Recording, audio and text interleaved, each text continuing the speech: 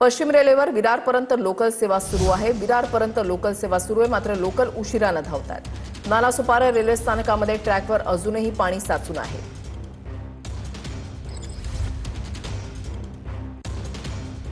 वसईच्या एव्हरशाईनमधील link road अजूनही पाण्याखालीच आहे। वसईतील एव्हरशाईन परिसरातील नागरिकांना कमरेभर पाण्यातून मार्ग काढावा लागतोय। पावसाची उसंती आहे, मात्र अद्याप पाण्याचा निचरा काही झालेला नाहीये।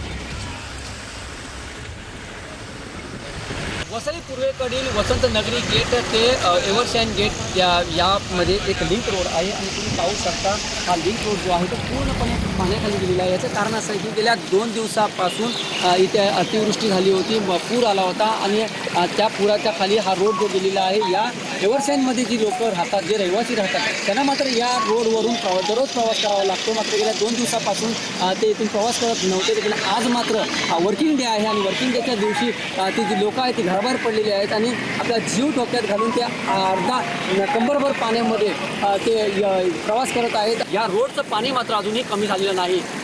अजय मोतेसह मी वैभव घाग, TV9 मराठी, वसई।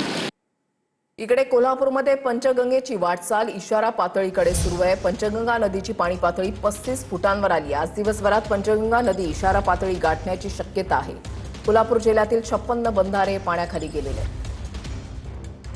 कोल्हापूर जिल्ह्यात सलग 7व्या दिवशी पावसाचा जोर कायम आहे आणि त्यामुळे जिल्ह्यातील सगळ्याच नद्यांच्या पाणी पातळीमध्ये मोठी वाढ होत असताना आपल्याला बघायला मिळते। पंचगंगा नदी सध्या इशारा पातळीकडे वाटचाल करते, कारण या सगळ्या पंचगंगा नदीची पाणी पातळी सध्या 35 फूट 2 इंचांपर्यंत जाऊन पोहोचलेली आहे आणि त्यामुळे आज सायंकाळपर्यंत किंवा रात्री उशिरापर्यंत ही सगळी पंचगंगा नदी जी आहे ती आपली इशारा पातळी गाठू शकते, अशा पद्धतीची परिस्थिती आहे। पुन्हा एकदा शहराबरोबरच जिल्ह्याच्या धरण क्षेत्रात देखील पावसाचा जोर आहे तो वाढलेला आहे आणि त्यामुळे आता जिल्हा प्रशासन जे आहे ते आता अलर्ट मोडवर आल्याचं देखील बघायला मिळते, कारण आज सायंकाळपर्यंत हीच पंचगंगा नदी इशारा पातळी गाठू शकते आणि त्यानंतर या नदीची धोका पातळीकडे वाटचाल आहे ते असणार आहे।